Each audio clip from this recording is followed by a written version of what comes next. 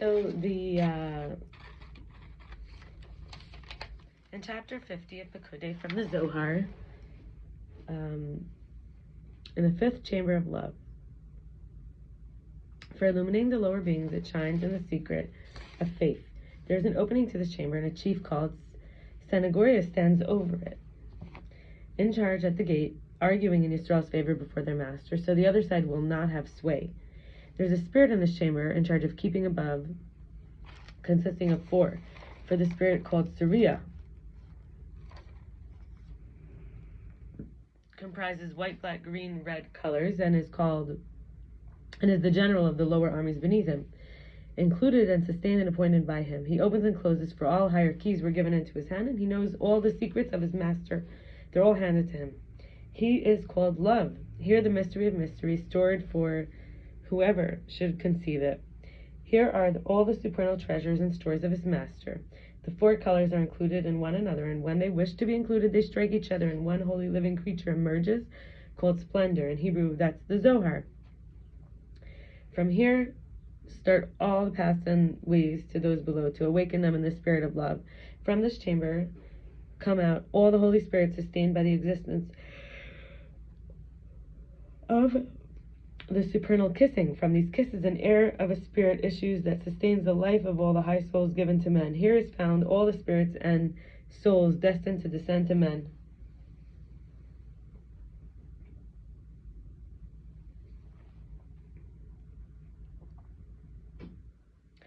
Since the world was created. Therefore, this chamber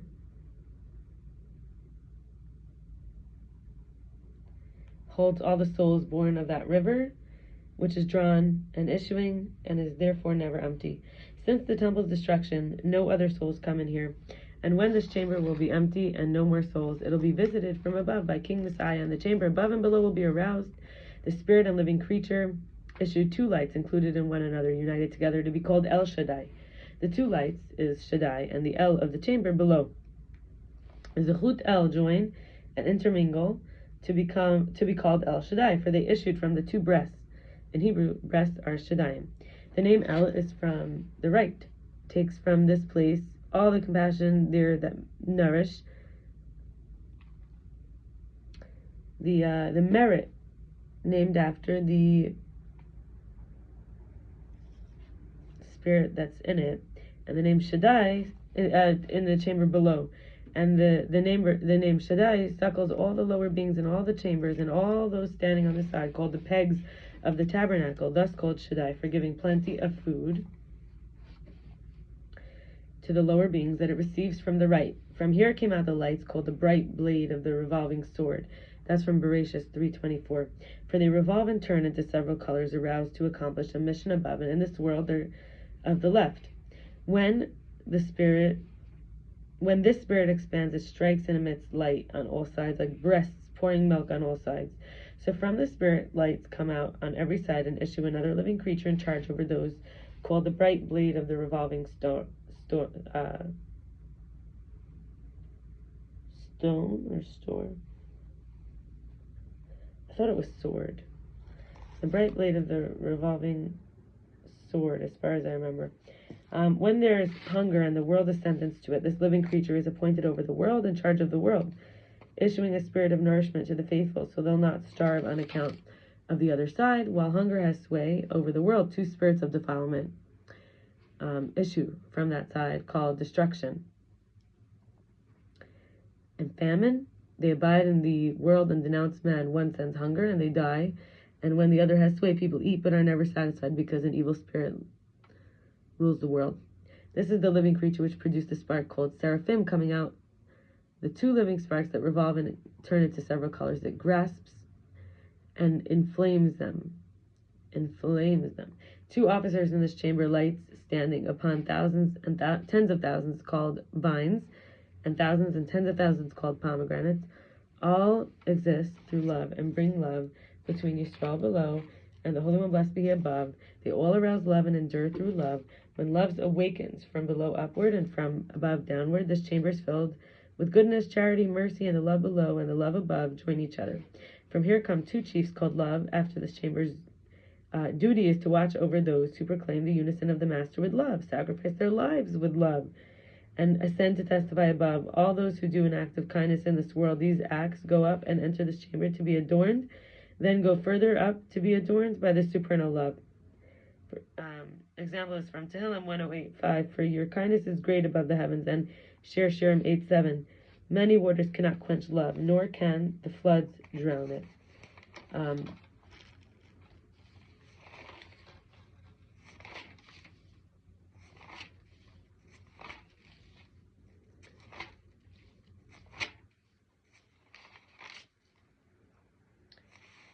And I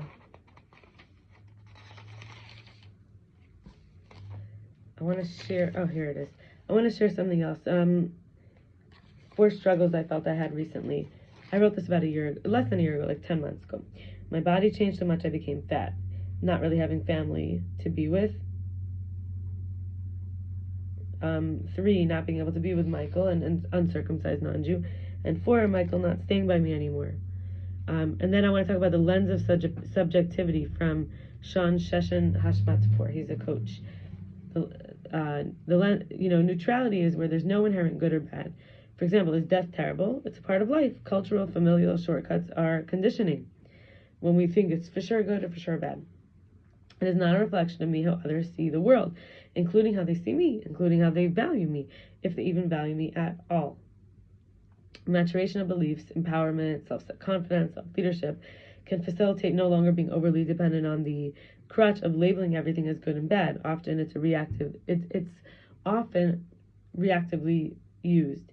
Opportunities to learn, grow, expand are lost when I quickly avoid something that's a challenge because I have a belief system that's wired to avoid it, to avoid them, and even get triggered, tense, and upset because it doesn't realize how strong my nervous system is, and that such an experience can actually be good. Attunements to being right or wrong prevents peace, love, simply being, happiness, natural power. And I want to share, this is from Chayenu, page 125 of the Vayakel. This is from 2024 edition, 339. Like chapter 3, verses 3 to 9. Oh no, sorry, it's not chapter 3, it's 3, March 3, I believe, and 3 to 9, the dates 3 to 9 of 2024, page 125 of that edition. One is never allowed to dishonor a king, even if the king overlooks his own honor, versus a Nasi, who's a prince, or the prince of the people, or not quite a prince, but like the leader of the people, but not a king. When he overlooks his own honor, it doesn't require the punishment of lashes for the one causing the dishonor. Now we're going to talk about Rabbi Chaim Jachter from Kol Torah site. He talks about Queen, the female leader in Judaism. Sifrei teaches us that we can't appoint a woman as a king, and the Rambam in Hilchot Melachim 1:5 says it applies to any position of authority, which Rabbi Moshe Feinstein in Igrot Moshe Yaredea 244-54 says that the source is from Kedushin 67b, being extended to a woman regarding how converts cannot be king or in position of authority, while Rambam and Ramban in Shavuot 039 or something like that says a woman cannot be Tosafot in Baba Kama 51a says a woman cannot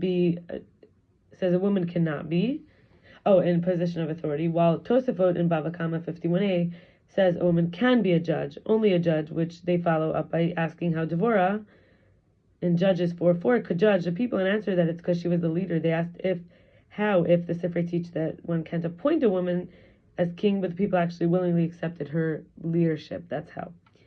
And I will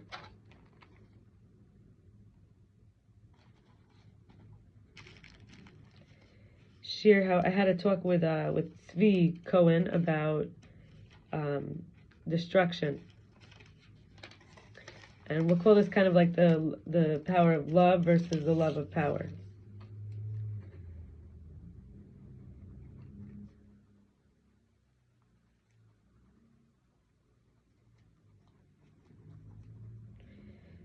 So we talked about how judging on the side of merit, there's compassion for those who go numb, choosing to pursue the known feelings versus the unknown feelings, and deleting the kill or be killed and the survival of the fittest, testosterone-based, survivalistic, competitive, greed, overindulgent, consumeristic pattern. All is driven fundamentally by creation to procreation and reproduction, although sometimes in the field of limited resources and outdated programming, lack or of scarcity, destruction is bad. For example, earthquakes, thunderstorms, it can be constructive, renovative though. The higher power, the insight, the love, the view, the innocence, the portion. An instant which is eternal because time and space is only in this world. At Mashiach, everyone dies for that instant. And the self is a harvest of what was set aside for the world to come. And life after death is revealed. And the direct relationship with earth, life, conscious awareness will be balanced, whether it's for harm or for benefit. So I'm going to stop here. We have a big chapter coming up. I'm not sure if I'll do one video or multiple videos of it. We'll see. But actually, this video was for Sunday. Today's 2 days later, but this video is for Sunday. I did not record a video on Sunday.